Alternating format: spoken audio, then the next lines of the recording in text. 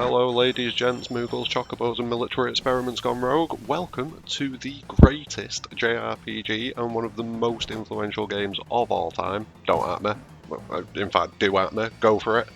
So the plan is, while we all wait for the Final Fantasy VII remake to finally drop, I'm going to revisit some of the older games in the series and do a sort of video walkthrough for them, as well as a few other videos going into the lore, characters, gear, etc. So make sure to hit subscribe so you don't miss any future content. Now, first things first, don't forget to loot that first Shinra soldier corpse for a couple of potions. Then the next thing you're going to want to do is blow these next two fools away in.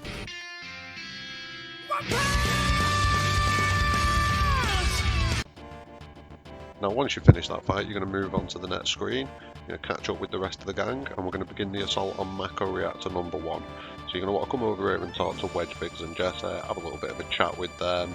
You find out that Cloud used to be a member of Soldier, we'll find out a lot more information about that later on. But now you're a mercenary for hire, and your name is whatever you fancy it being. I'm going to leave it as Cloud. I'm going to keep it as Cloud, it keeps things easier. Cloud doesn't really care about people, he's not interested in what they're up to, he's just interested in getting that girl. Barrett comes over, gives him a bit of earache. And you get to name Barrett as well, shortly. So again, do whatever you fancy, I'm going to keep it as Barrett, I'm going to keep all of the names basic. Well, vanilla. And then you get here possibly one of the most iconic shots in gaming. So enjoy that. I've seen the demo footage of the remake, and some of that shot recreated just looks beautiful. Now another thing you're going to want to do is you're going to want to go into your menu here, and you're going to move these sliders all the way over to the left. Now that's going to speed up your text in battle, your text in the field, and it's going to speed up battles. So you'll be able to get through the game a little bit quicker. Another thing as well, if you're playing one of the newer versions, I believe it's L3 on PS4, I'm not sure what it is on other consoles, other systems, but L3, that speeds up the game by I think it's 3 times, so yeah, that's really useful for grinding. That's when I'm going to be using it the most. Now, once you've run across the bridge, you're inside the reactor, so here we are, we've got Barrett, Biggs and Jesse here. Now, you don't need to worry about any kind of leveling up at this point in the game. There are much better places to do a bit of leveling later on, so we're just going to try and plough through, get to the story. So, we're going to have a little chat with Barrett here, we're going to get a bit more dialogue about how the planet's full of this Mako energy, and Shinra are draining that energy in order to power society, and it's slowly killing the planet. So we kind of get a rough overview of like what the early story's gonna encompass. That's the mission here. We are trying to stop this global organisation from killing the planet. Now you're going to want to run over to Jesse. She'll be able to open the door. Well, Biggs first and then Jesse, they'll get the doors open for you. Now, before you run over to the elevator, I advise that you come over to the right here. There's a phoenix down in a chest here. I think it's a phoenix down. Yeah, phoenix down in a chest here. You might as well grab it now, because on the way out you're going to be timed. So it just makes a bit more sense to pick it up now rather than later. Jump into the elevator and we're going to have a little chat again with Jesse and Barrett goes even harder, talking about like the planet's dying, how you need to care about the planet dying. He was doing this before Al Gore and Greta even started, so, you know, everyone needs to give Barrett some love. He's trying to save the planet. Cloud still doesn't care. No fucks given. Just doesn't care. There you go. The only thing he cares about is finishing the job and not getting killed, so that he can get that dollar. Well, Gil. Yeah, it doesn't sound right, does it? So after that chat, you're going to run outside of here and you're going to follow Jesse down the stairs into the next area. So you can see, there goes Jesse. You're going to run after her. I apologise for a few of the cuts there. I just got jumped in combat, and I'm not going to make you sit here and watch through the combat unless there's something specific that we're doing, like we're looking to steal an item or learn a specific enemy skill, something like that. You jump over here, chat to Jesse. It's really self-explanatory and linear at the moment. Once it opens up a lot more, there'll be a lot more options for us, what we can do, things that we can find. So you're going to hop down the stairs there. Now, don't forget to run over and grab the potion that's just in front of her. She just says the same thing about ladders, so you're going to run down here, down this ladder, and carry on into the reactor.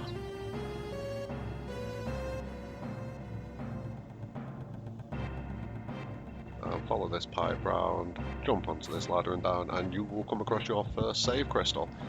So I would definitely recommend throwing down saves as often as you can.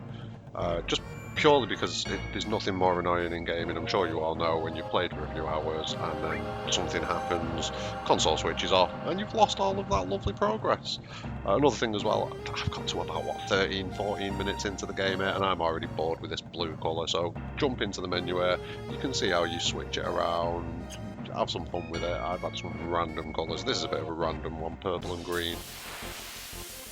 Now I'm going to show you this fight just because at the start of it, we've been jumped, so what you do is you hold L1 and R1 together just for a split second and then let go of them, and you'll just quickly run away, but stop running away and turn around. You'll still do reduced damage because Cloud's not got the long range materia yet, whereas Barret should do normal damage. Yeah, Barret's doing pretty normal damage for him because he's got a long range weapon, whereas technically Cloud's in the back row right now, so he's doing less damage from there.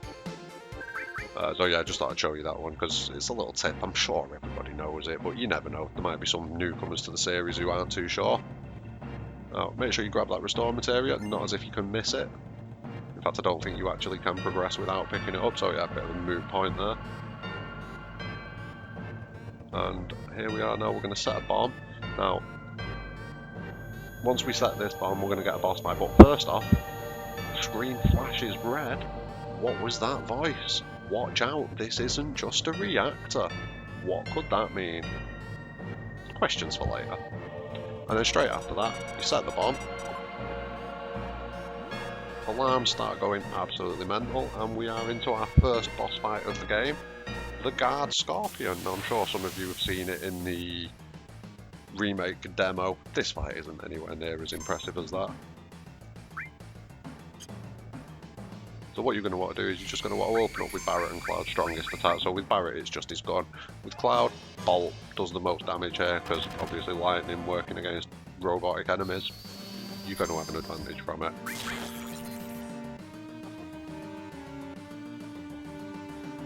As you can see, you can't really do that much damage. I mean, you can do a bit to you, but you can soak up many of those hits. Whenever you get your limit breaks, make sure you're using them. So straight away with Barret there, we're going to fire off this limit break.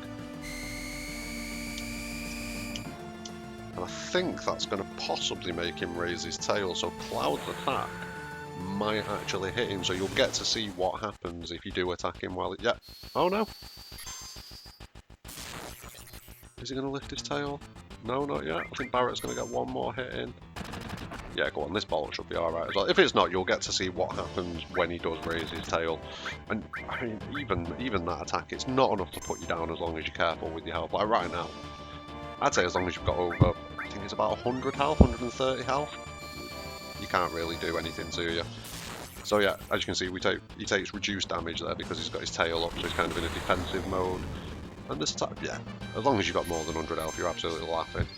Now, you can avoid attacking him while his tail's up, which will save you health and potions, but one thing you can do is you can make sure you hit him. You'll get through the fight faster, you'll get limit breaks on your characters, and one way that you learn your next limit breaks is by using the first limit breaks, so you definitely want to be using them as often as you possibly can. Obviously we're not going to take a risk here, he's on 150 health, let's not tempt fate, throw some potions down and then fire it off.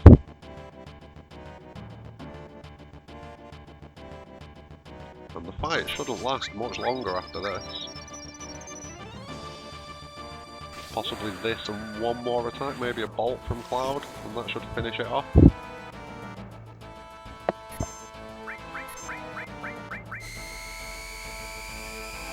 But as you can see, it's not a difficult fight. It's the first boss fight of the game though, so you can't expect it to be overly difficult. This should finish the job. No, still not down. I have severely underestimated how much health this guy has. I think one thing I will start doing as well is throwing up the stats of the monster on screen, just so that you can see what level it is. There you go. Just so you can see what level it is, how much health it's got, any weaknesses that it's got. It's just not really necessary for this first boss fight. I mean, you will not fight. Actually, no, that's a lie. You will fight an easier boss fight, but that's later on in the game. Now, once you finish, grab the loots. A timer's going to start counting down, but you've 10 minutes is plenty of time to get out of this place. So first off, jump into your menu, go to equip, put the assault gun on Barret. It's a nice weapon upgrade for him at this point in the game, kind of brings him to the same level as Cloud. And on your way out, make sure that you're dropping another save at that save point. Seriously, I cannot reiterate enough, save, save, save, save, save. You will thank me later on. Now, on your way out, Jessie seems to have got a leg stuck while standing still. Not sure how she's managed that. Answers on a postcard. So give her a hand, give her a hand to get free, and then follow her out of the reactor. And we're literally going to be retracing our steps here. So exactly what we did before, we're just going to do the opposite of it. So up these stairs here.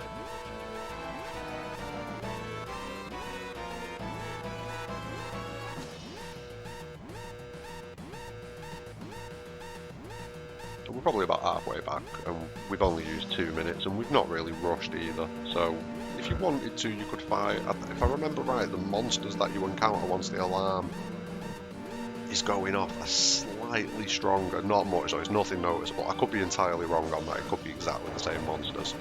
Let me know in the comments if you've got an answer on that. But yeah, talk to Jessie first, then Biggs. You've already grabbed the Phoenix down from the chest, so there's no need to worry about that.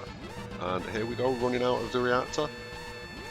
And Jessie goes down again. I mean, how she even survived? If you weren't here, if the main character Cloud was not here, Jessie would be dead. Granted, the reactor probably wouldn't blow up, but Jessie would almost certainly be dead.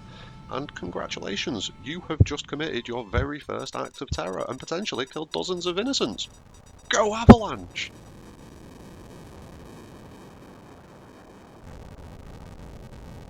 Now, once you're outside, you have a quick dialogue with Barret once we've managed to put the fire out on Wedge's ass. Just a quick conversation. You try and chat to Barret about your money. Barret's just like, nope, when we're back at the base, which, you know, is fair enough. You can't expect him to be carrying wages around for everybody when he's doing a terrorist attack. So follow Barret up the stairs here. Now, as we're going through this series, one of the things that we're going to do, I only need one trophy on PS4 to unlock the platinum, and that is take Barret on a date. So we're going to be highlighting each of the opportunities where you can make sure that you end up dating Barret, and this is the very first one. So you're going to want to buy a flower off Aeris. You might think that that's counterintuitive because you want to do bad things to Aeris, but no. The extra points that you'll get from this flower are worth being nice to Aeris at this point, and we can fix this later on. Do you know what I mean? We can guarantee that we're not going to get Aeris. That's not a problem. So yeah, make sure you grab that flower.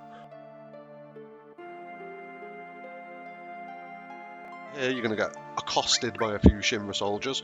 Don't bother fighting them. Completely pointless. You don't need the XP. So select later. Same thing again here. Later. And then same thing again here, later. Now, you're going to find yourself surrounded. Not a problem, though. First off, Cloud could probably one-shot every single one of those guys with no drama, but it's a waste of our time, because our chariot awaits.